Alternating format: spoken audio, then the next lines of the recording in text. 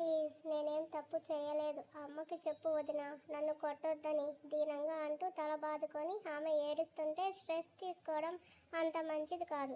Control your self Sanju అని water తాగిస్తుంది Sarayu. చిన్నదిన నిజంగానే నాకు దీనికి సంబంధం లేదు. నేను కావాలని చేయలేదు. అమ్మకు చాలాసార్లు చెప్పాలనుకున్నా కానీ నా వల్ల కాలేదు. ప్లీజ్ సేవ్ చేయి అని సరియు కాలని చుట్టేస్తుంది. సంజన అల్లరి ఎందుకు ఇంట్లో కనుమరుగు అయిపోయిందో ఇప్పుడు అర్థమవుతుంటే ప్రెగ్నెన్సీకి రీజన్ ఎవరు సంజు అని అడిగింది సిరి. తెలీదు అని వెక్కుతూ బదులిస్తుంది. నీకేం ప్రాబ్లం రాదు. మీ అన్నయ్యలతో నేను మాట్లాడతా. మీ పెళ్ళి కూడా జరుగుతుంది. రీజన్ ఎవరో చెప్పరా అని ఎంత రిక్వెస్ట్ చేసినా సంజన దగ్గర నుండి ఆన్సర్ రాదు. కాసేపటికి సంజనాకి వాటర్ తాగించి కంట్రోల్ చేస్తూ సంజన మొబైల్ తీసుకుని సరియు మరోసారి డాక్టర్ను పిలిపించడంతో స్ట్రెస్ ఇవ్వకండని సంజనాకి ఇంజెక్షన్ చేసి వెళ్ళిపోతారు డాక్టర్. సరియు మాత్రమే సంజన దగ్గర ఉంటే మదన్ని కలవడానికి బయటకు వస్తుంది సిరి. అప్పటికే మదన్ గ్యాదర్ చేసిన ఇన్ఫర్మేషన్ చేతుల్లో పట్టుకొని సతీష్ని పిలిపించి ఉంటాడు. ఏంటి చెప్పు అని అయోమయంగా చూస్తూ మదన్ ముందు నిలబడి ఉన్నాడు సతీష్. నీ ఫ్రెండ్ని పిలిపించు అంటూ ప్రసాద్ ఫోటో సతీష్ ముందు వేసి బెడ్ మీద వెనక్కి వాలిపోయాడు. మదన్ సిరిల రిసెప్షన్ రోజు ప్రసాద్ సతీష్ ఇద్దరు మాట్లాడుకుంటున్నప్పుడు తీసిన ఫొటోస్ మదన్ ఇవ్వడంతో ఒక్క నిమిషం షాక్గా నిల్చుండిపోతాడు. కాసేపటికి తేరుకొని తన ఇన్వెస్టిగేషన్ మొదలు పెడతాడు సతీష్. సాయంత్రం వరకు ఇల్లు శ్మశానంలానే మిగిలిపోతే సంజనాకి ఏం జరిగిందో సతీష్తో పాటు సిరి ఫాదర్ కూడా కనుక్కోలేకపోతారు. మదన్ పిలవడంతో సంజన ప్రెగ్నెంట్ అని తెలియని ధీరజ్ అక్కడికి చేరుకున్నాడు. విషయం అర్థమై దానికి రీజన్ అతనే అని ఒప్పుకోవడం ఎవరు ఊహించని షాక్. అయితే మదన్ చేతిలో ఆల్మోస్ట్ ప్రాణం కోల్పోయే సిచ్యువేషన్ తెచ్చుకుంటాడు ధీరజ్. ధీరజ్ గొంతు మీద దిగిన పోర్క్ స్పూన్ రక్తంతో తడుస్తుంటే మదన్ను ఆపడానికి సతీష్ కూడా భయపడతాడు. మదన్, నేను సంజనాని పెళ్లి చేసుకుంటాను. ప్లీజ్ తనని ఓసారి కలవనివ్వురా అని గొంతు నుండి మాటలు పెగలక కష్టం మీద అంటాడు. డోంట్ ఓపెన్ యువర్ మౌత్ అని మదన్ స్వరం హాల్లో ప్రతిధ్వనిస్తే లోపలికి వస్తున్న సతీష్ ఫ్రెండ్ ప్రసాద్ను గమనించి సింగిల్ సీట్ చైర్ ఎత్తి అతని తల పగలగొట్టేస్తాడు. ఈ ఇద్దరిలో నిందితులు ఎవరో ఎవరికి అర్థం కాదు. ధీరజ్ నేనే అని ఒప్పుకుంటున్న ప్రతిసారి ఎక్కడో రేగుతున్న అనుమానం అదే మాటల్లో ఆవేశాన్ని మరింత పెంచుతుంది. చిత్ర బర్త్డే పార్టీకి వెళ్ళిన రోజు నైట్ హోటల్లో డ్రెస్ మార్చుకోవడానికి ఓ రూమ్కి వెళ్ళిన సంజుకి అదే రూమ్లో తన కాలేజ్ సీనియర్స్ కనిపించడంతో సారీ అని చెప్పి బయటకు వచ్చేంతలో ఓయ్ కమిన్ సైడ్ అన్న పిలుపు ఓ అమ్మాయి నుండి వినిపిస్తుంది. భయంగానే లోపలికి వెళ్ళి చెప్పండి అంది సంజన. చెప్పడానికి ఏం లేదు, కూర్చొని కంపెనీ ఇవ్వు. నువ్వు మా జూనియర్ అని మాకు గుర్తుందిలే అంటూ పెగ్స్ మీద పెగ్స్ లేపేస్తుంది ఒక అమ్మాయి. చెప్పినట్టు వినకపోతే కాలేజీలో ఏమైనా న్యూసెన్స్ చేస్తారని భయంగానే లోపలికి వెళ్ళి కూర్చుంటూ అక్కడే ఉన్న మెన్స్కు దూరంగా నిలబడి ఏం కావాలి మీకు అని అడిగింది సంజన.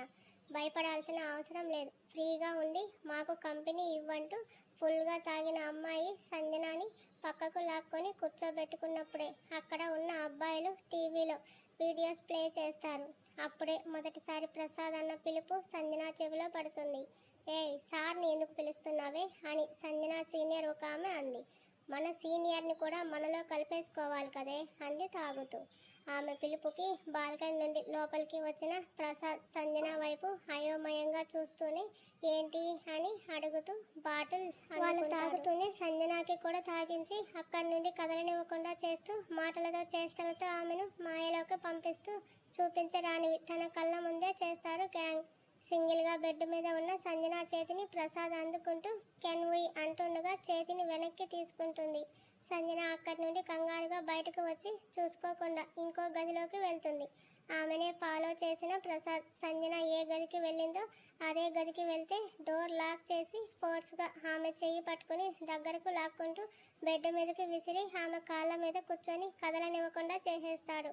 కళ్ళు కనిపించకుండా అతడి కర్చీప్తో కట్టి మూసివేస్తే చేతులు ప్రసాద్ చొక్కాతో కట్టివేసి సంజన పెడుతున్న అర్ధనాదాలు అస్సలు చెవిలో వేసుకోడు. బలవంతంగా జరుగుతున్న దాడికి నగ్నంగా మారిన శరీరం కారణంగా సంజన కొద్ది కొద్దిగా స్పృహ తప్పిపోవడంతో కొంతసేపటికి అక్కడ జరుగుతున్న దాడికి బ్రేక్ పడుతుంది. ఆ గదిలోనే ఇంతకు ముందు నుండే ధీరజ్ స్టే చేయడంతో అతను వాష్రూమ్లో ఉన్నప్పుడే హాల్ నుండి సంజన అరుపులు వింటాడు. సరైన సమయంలో బయటకు వచ్చి ప్రసాద్ నుండి సంజనాని సేవ్ చేయడానికి ఆమె మీదున్న అతన్ని లాగి దొరికిన సామాన్లతో కొడుతూ పోలీసులకు ఇన్ఫామ్ చేసేలోపు ప్రసాద్ ధీరజ్ మొబైల్ పగలగొట్టి తిరుగుదాడికి సిద్ధపడతాడు. ఆ గొడవలో ధీరజ్ కింద పడితే ధీరజ్ మీద కోపంతో సంజన మీద అతన్ని గెలవాలన్న కసి ప్రసాద్లో ఏర్పడి అతని కళ్ళ ముందే సంజనపై అత్యాచారం చేస్తాడు. అనుభవిస్తున్న బాధకు, సంజన పెడుతున్న కేకలకు ధీరజ్ శక్తిని కూడా పెట్టుకొని లేచి నిలబడుతూ కష్టంగా ప్రసాద్ తల మీద ఫ్లవర్ వాస్తో కొట్టి స్పృహ తప్పి పడిన అతని శరీరాన్ని బాల్కనీలో పడేసి సంజనాకి డ్రెస్ తొడుగుతూ అతను నగ్నంగా మారి ఆమె కళ్ళు తెరిచేసరికి రూమ్ మొత్తం క్లీన్గా సర్ది అతనితోనే నైట్ స్పెండ్ చేసినట్టు చూపిస్తాడు ధీరజ్. ప్రసాద్ ఎక్కడ చనిపోతాడేమో అని భయంతో మామయ్య మదన్ని ఆపండి, సెన్సిటివ్గా డీల్ చేయాల్సిన మ్యాటర్ ఇంత హార్డ్గా డీల్ చేస్తున్నాడు, మనకే ప్రాబ్లం అంటూ అంబులెన్స్కు కాల్ చేస్తాడు సతీష్. రే ఫస్ట్ నువ్వు ఇక్కడి నుంచి పోరా అని సతీష్ కాలర్ పట్టుకుని బయటకు లాగుతుండగా మదన్ చెయ్యి విడిపించుకొని కోపంగా విసిరి కొడతాడు సతీష్. ఇక్కడి నుండి ఇంచు కూడా కదలను, దమ్ముంటే పోలీసులకు కాల్ చేసుకోరా అన్నాడు సతీష్. పెద్ద దిగొచ్చాడు అని పిడికిలి బిగించి మామయ్య కాల్ పోలీస్ అంటాడు కోపంగా. చిన్నప్పుడే నీకు సొంతమైన ప్రతి దాని మీద నాకు హక్కు ఇచ్చేశావు, ఈవెన్ నీ పేరెంట్స్ పై కూడా. అలాంటిది ఇప్పుడు అగ్రిమెంట్ క్యాన్సిల్ చేసినట్టు రిలేషన్స్ చేస్తానంటే ఎవరు చూస్తూ ఉండరు. సంజన నీకెలా చెల్లెలో అవుతుందో నాకు కూడా అలాగే చెల్లెలు. ఈ సమయంలో ఆలోచించాలరా, ఆవేశం కాదని పక్కకి జరుగుతాడు సతీష్. తల పగిలిపోయి నొప్పికి విలవెల్లాడిపోతుంటే పెడుతున్న సౌండ్కు ఇరిటేటింగ్గా సతీష్ మీద కోపంతో ప్రసాద్ కాలర్ పట్టి ఆ రోజు హోటల్లో ఏం జరిగింది చెప్పరా అన్నాడు. వాడికి సంబంధం లేదని అంటున్నాను కదరా, ఇట్స్ మై మిస్టేక్, ఓన్లీ నేనే సంజనాని ఇష్టపడ్డాను, తనతో స్పెండ్ చేశాను అంటాడు ధీరజ్. ఓ నువ్వే దాన్ని ఇప్పుడు ప్రెగ్నెంట్ చేసావా, then it's call rape attempt, ఉరిశిక్ష పడుతుంది, దానికి సిద్ధంగా ఉండు అంటూ పోలీసులకు కాల్ చేయబోతుండగా మొబైల్ లాగేసి కౌచ్లో కూర్చోబెడుతూ మదన్ పక్కన భాస్కర్ గారు కూర్చున్నారు. నన్ను కూల్ చేయడానికి ట్రై చేయకండి మామయ్య, సి జస్ట్ 21, ఈ ఏజ్లో ప్రెగ్నెన్సీ అంటూ మాట్లాడలేక మదన్ ఆగిపోతే పోలీస్ స్టేషన్ వరకు తీసుకెళ్ళడం కరెక్ట్ అనుకుంటున్నావా అని అడిగాడు భాస్కర్ గారు. కరెక్ట్ కాకపోతే ఇంకోసారి ఇలా జరగదని గ్యారంటీ ఏంటి? I want kill them both, ముందు సంజనాని రానివ్వు, తనేం స్టేట్మెంట్ ఇస్తుందో తెలుసుకోవాలి కదరా అనేసరికి అప్పుడే సిరి వస్తుంది. సిరి సంజనాని తీసుకొనిరా అని అరిచాడు మదన్. తను ఇప్పుడే నిద్రపోయిందండి, చాలా స్ట్రెస్ తీసుకుంటుంది, నిద్రపోతే లేపి తీసుకొనిరా, ఇన్ని రోజుల నుండి ఏం జరిగిందో చెప్పుకోవడం తెలియదా దానికి? ఇప్పుడు ఇంట్లో అందరికీ ప్రశాంతత లేకుండా చేసి తను ప్రశాంతంగా నిద్రపోవడానికి గో అండ్ బ్రింగ్ హర్ అని కోపంగా అరిచేసరికి సిరి అక్కడి నుండి పరుగందుకుంటుంది. కానీ అప్పటికే ఏడ్చి సొమ్మసిల్లిపోతే లేపలేక అక్కడే ఉండిపోతుంది సిరి. ప్లీజ్ నన్ను ఎవరైనా హాస్పిటల్లో జాయిన్ చేయాలని కొట్టుకుంటాడు ప్రసాద్. వాడి జుట్టు పట్టి బాడీ లాక్కెళ్ళి అక్వేరియంకు తీస్తూ నేనే డాక్టర్, ట్రీట్మెంట్ చేయమంటావా అంటాడు కసిగా. నేనేం తప్పు చేయలేదని ధీరజ్ వైపు చూస్తాడు. నిన్ను ఇలా కాదు అంటూ ప్రసాద్ దవడ మీద కాలు వేయడంతో నేనే ఆ రోజు తప్పుగా ప్రవర్తించింది నేనే అని అరుస్తూ నన్ను చంపకండి అంటాడు ఆ వ్యక్తి. మామయ్య విన్నారుగా, ఇప్పుడు వీడిని నా చేతులతో చంపేస్తే శ్మశానానికి తీసుకెళ్తారా, పోలీసులకు అప్పగిస్తారా అని అడిగాడు మదన్. ఈ విషయం బయటికి లీక్ అయితే సంజన ఫ్యూచర్ ఏమైపోతుంది, ఏదైనా ఇంట్లోనే చూసుకుందాం అని సుజాత గారు అంటుండగా నువ్వు నోరు మూస్తావా అమ్మా అన్నాడు మదన్. భాస్కర్ గారు నిల్చుంటూ ఇది ఎవరు చేశారో సంజన మాత్రమే చెప్పగలదు, అప్పటి వరకు ఆవేశాన్ని తగ్గించుకో అన్నారు. ధీరజ్ వైపు కోపంగా చూసి మదన్ అక్కడి నుండి వెళ్ళిపోతున్నప్పుడే సతీష్ లోపలికి వస్తాడు. అంబులెన్స్ రావడంతో ప్రసాద్ని హాస్పిటల్కి తీసుకెళ్తూ శిక్ష పడితే చట్టపరంగా పడాలని సతీష్ అనుకుంటాడు. చిన్న చిన్న గొడవలతో అల్లర్లతో ఉండే ఇల్లు వైరస్ అటాక్తో బోసుగా మారితే వెంటనే వచ్చిన తుఫాన్ల సంజన పరిస్థితి అందరినీ ముంచేస్తుంది. ఏ ఒక్కరి మనసులో ఉండదు, అందరి ఆలోచన సంజన ఫ్యూచర్ కోసమే. మదన్ బీపీ టాబ్లెట్ వేసుకొని బాల్కనీలో కూర్చోగా జ్యూస్ తీసుకెళ్ళి అందిస్తుంది సిరి. గొడవ జరిగినప్పుడు సంజనాని ఎందుకు తీసుకురాలేదని అడిగాడు. తను చాలా డిప్రెషన్లో ఉందండి అని భయంగా అంటుంది. నెక్స్ట్ సెకండ్ సిరి గొంతు అతని చేతిలో ఉంటుంది. నువ్వు తీసుకొని వచ్చుంటే తప్పు ఎవరిదో అప్పుడే తెలిసేది కదే, నా మాట అంటే లెక్క లేకుండా పోయిందా అంటాడు కోపంగా. సిరి కనుగుడ్లు అడ్డంగా తిరుగుతూ కంట్లో నీటిని బయటకు పంపించగా, నా ఉద్దేశం అది కాదండి, సంజనాకి ఏమైనా జరిగితే అభాషణ అవుతుందిగా, అందుకే తీసుకొని రాలేదు. మీరు చాలా కోపంగా ఉన్నారని వెక్కుతూ మదన్ చేతులు విడిపించుకోవడానికి చాలా గట్టిగా ప్రయత్నిస్తుంది. అయిపోయిందిగా, దాని ఫ్యూచర్ అంతా పోయింది. విసురుగా తోసేసి పక్కనున్న మొక్కల కుండీని పిడికిలి బిగించి కొడతాడు. మీ బాధ అర్థం అవుతుంది, కానీ సంజనాతో ఇంత కోపంగా మాట్లాడకండి, తట్టుకోలేదు అంటూ మదన్ని హత్తుకొని ఏడ్చేస్తుంది. లీవ్ మీ అన్నాడు బేస్ వాయిస్తో. లేదు, వదలను, మీ హార్ట్ బీట్ చాలా ఫాస్ట్గా కొట్టుకుంటుంది, నాకు భయమేస్తుంది అంటూ ఇంకా గట్టిగా చేతులు బిగించి అతని హార్ట్ ప్రాబ్లం తెలియకుండానే ఛాతిపై తడుముతూ అతన్ని కూల్ చేయడానికి ప్రయత్నిస్తుంది.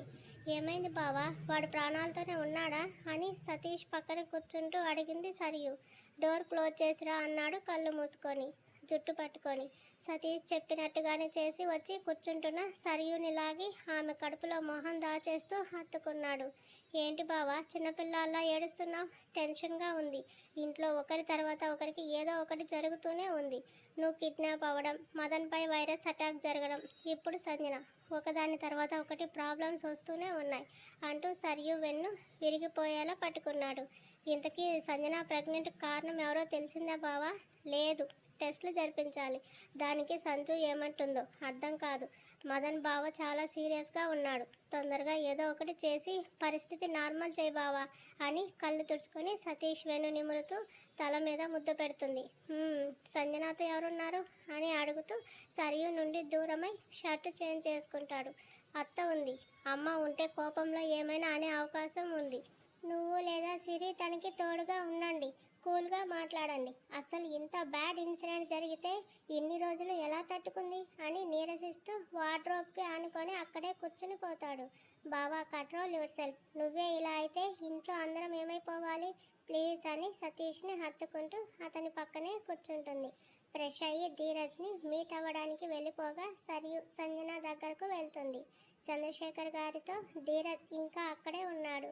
సంజనాని పెళ్లి చేసుకోవడం ఇష్టమేనా అని అడిగారు భాస్కర్ గారు.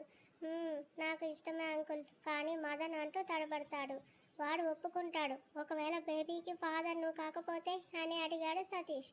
సంజన చేతిని ఎప్పుడూ వదలను, ప్రామిస్ సతీష్ అని నిల్చున్నాడు ధీరజ్. అసలు జరిగిందేంటో చెప్పకుండా బేబీకి ఫాదర్ నువ్వు అనడం, ప్రసాద్ను అనుమానించడం, వాడు ఏడ్ చేశాడని అసలు ఒక్కదానికి కూడా క్లారిటీ రావట్లేదు. ధీరజ్ ఏదో దాస్తున్నారు. ఎందుకు దాస్తున్నావు, చెప్తే మాకైనా తెలుస్తుందిగా అన్నాడు సతీష్. చెప్తాను, నాతో పాటు రాండని ధీరజ్ సంజన రూమ్ దగ్గరకు తీసుకువెళ్ళి అందరినీ బయటే ఉండమంటాడు. కోపంగా చూస్తున్న సుజాత గారిని చూసి తల దించుకొని సంజన చేతిని అందుకుంటాడు ధీరజ్. ఆవిడ కోపంగా లేచేసరికి చంద్రశేఖర్ గారు బయటకి రా అని అన్నారు. నేను ఎక్కడికి రాను, ఇప్పటి వరకు నేను నా కూతుర్ని ఎలాగో కాపాడుకోలేదు, కనీసం ఇకనైనా దీన్ని కాపాడుకోనివ్వండి అని మొండిగా అక్కడే కూర్చున్నారు ఆవిడ. సంజన మెల్లగా పిలుస్తూ మెలకువ రప్పించడానికి ప్రయత్నిస్తాడు ధీరజ్. చిన్నగా కళ్ళు తెరుస్తున్న సంజనకి కళ్ళు ఎదురుగా ధీరజ్ కనిపిస్తుంటే ఒక్కసారిగా లేచి ధీరజ్ చెంప చెల్లుమనిపిస్తూ ఎందుకు వచ్చావు ఇక్కడికి అని అరుస్తుంది. నువ్వు అమ్మవి కాబోతున్నావా అని అడిగాడు. ఏడుస్తూ బ్యాడ్ బేబీ ఉంది నా కడుపులో, నాకు ఇది వద్దు అమ్మ అంటూ సుజాత గారి చేతిని పట్టుకొని నా కడుపులో ఈ బ్యాడ్ బేబీని తీయించేయమ్మా అని ఏడుస్తుంది. ఆంటీ ప్లీజ్ 2 minutes అంటూ సంజనాని తన వైపుకు తిప్పుకొని మన బేబీని తీసేయడానికి నేను ఒప్పుకోను అన్నాడు ధీరజ్. నన్ను ముట్టుకుంటే చంపేస్తా, దూరంగా ఉండరా, యు ఆర్ ఏ రేపిస్ట్, నిన్ను జైల్లో వేయాలి, ముట్టుకోకు అంటూ పిచ్చి పిచ్చిగా ధీరజ్ చేతులను రక్కేసి అతన్ని దూరం పెడుతూ బెడ్ దిగి అక్కడి నుండి వెళ్ళిపోతుండగా ఏం జరుగుతుందో అర్థం కాని మదన్ సతీష్ని తోసుకొని సంజన రూమ్లోకి వెళ్తూ ఆమెని పట్టుకున్నాడు. అన్నయ్య, ఆ రేపిస్ట్ని ఇక్కడి నుంచి పంపేయి అని మదన్ని హత్తుకుంటూ ఏడవగా ధీరజ్ అక్కడి నుండి బయటకు వెళ్ళిపోతాడు. ఆ రోజు గొడవ జరుగుతున్న సమయంలోనే సంజన స్పృహ తప్పింది సార్. ఇది జరగడానికి ప్రసాద్ రీజన్ అని చెప్తే తన లైఫ్ స్పాయిల్ అవుతుంది. ఇప్పటి వరకు తనకి కూడా చెప్పలేదు. ఐ లవ్ హర్ అనేసరికి కుటుంబ సభ్యుల కంటే మదన్కే ఎక్కువ షాక్ కొడుతుంది. అసలు ఇండియా వచ్చిందే తన కోసం. ఇక్కడికి వచ్చిన వెంటనే తనని కలవాలని ఫిక్స్ అయ్యా. కానీ అప్పటికే నైట్ అవ్వడంతో ఫ్రెండ్ రూమ్లో స్టే చేశాను. తర్వాత సంజు ఫేస్బుక్ పోస్ట్ చూసి నేను ఇక్కడ హోటల్కి వచ్చినట్టుగా వచ్చి పార్టీలో ఇన్వాల్వ్ అయ్యాను. ఎవరో వ్యక్తి డ్రింక్ పడేయడంతో నేను డ్రెస్ చేంజ్ కోసం రూమ్కి వెళ్ళగా ఆ తర్వాత అంటూ ఆగిపోయి తను లేచేసరికి పక్కన నేనే ఉన్నట్టు చూపించా. లేకపోతే తను నాకు ఈ లైఫ్లో దొరకదు. I love her and I want her అన్నాడు బాధగా. అసలు నువ్వు ఎప్పుడు ఇండియా వచ్చిందే లేదు. నువ్వు ఎప్పటి నుండి తనని లవ్ చేయడం స్టార్ట్ చేసావురా అన్నాడు మదన్. నీ వల్లనే. వాట్? నువ్వు ఎప్పుడు సంజు గురించి చెప్పలేదు, కానీ నేను తెలుసుకున్నా. యూఎస్ఏలో పిహెచ్డి చేస్తున్నప్పుడు మీ ఇద్దరి ఫోటో ఫస్ట్ టైం చూశాను. Love at first sight. అప్పటి నుండి తన గురించి తెలుసుకోవాలని ఉన్న ఫ్యామిలీ గురించి అడిగితే నువ్వు సీరియస్ అవుతావని ఎప్పుడూ టాపిక్ తీయలేదు. తర్వాత కొన్ని రోజులకు సోషల్ మీడియాలో నిన్ను ఫాలో అవుతున్న లిస్ట్లో తన ఫోటో కనిపించింది. ఆ విధంగా అప్పటి నుండి నా లవ్ కంటిన్యూ చేస్తున్నా, అవుతూనే ఉన్నా. ఇప్పుడు మిస్ చేసుకోవాలని లేదురా మదన్, ప్లీజ్ ఆ బేబీని సంజుని జాగ్రత్తగా చూసుకుంటా, ఒప్పుకోండిరా అని రిక్వెస్ట్ చేశాడు. సంజన నిన్ను యాక్సెప్ట్ చేస్తుందా? యాక్సెప్ట్ చేసేలా చేసుకుంటా, లవ్ చేస్తా, తను మారే వరకు వెయిట్ చేస్తా. నాకు మీ అందరి సపోర్ట్ కావాలి. మీరే చూశారుగా, ప్రజెంట్ తను చాలా డిప్రెషన్లో ఉంది. ఈ టైంలో కంట్రోల్ చేయకపోతే ఒక పసి ప్రాణం పోతుంది. మదన్ ఏం మాట్లాడకుండా అక్కడి నుండి బయటకు వెళ్ళిపోతే ఇంట్లో ఒక్కొక్కరి ఆలోచన ఒక్కొక్కరి వైపు వెళ్తుంది. ధీరజ్ ప్రేమకి ఆ తల్లిదండ్రులకు తల వంచాలి అనిపిస్తుంటే, ఇప్పుడు చెప్పు పెద్దమ్మ, ధీరజ్ గురించి నీ ఒపీనియన్ ఏంటి అడిగాడు సతీష్. నువ్వు మదన్ ఏం డెసిషన్ తీసుకున్నారో అదే చేయండి అని కిచెన్లోకి వెళ్తూ సంజన కోసం ఫుడ్ ప్లేట్లోకి తీసుకుని వెళ్తారు ఆవిడ. మీరే మదన్తో మాట్లాడండి అని చంద్రశేఖర్ గారితో అన్నాడు సతీష్. చంద్రశేఖర్ గారు, భాస్కర్ నీ డెసిషన్ ఏంటి? సంజన ఫ్యూచర్ కోసం ఆలోచిస్తే ధీరజ్కి ఇచ్చి పెళ్లి చేయడం కరెక్ట్. అంతకంటే ముందు చేస్తున్న క్రైమ్ అడ్డుకోవాలంటూ సతీష్ బయలుదేరారని మొబైల్ చూస్తూ బయటకు అడుగులు వేస్తారు భాస్కర్ గారు. ఏమైంది? నీ ఫ్రెండ్ ఉన్న హాస్పిటల్ దగ్గరికి మదన్ బయలుదేరాడు. Something is serious. హుష్.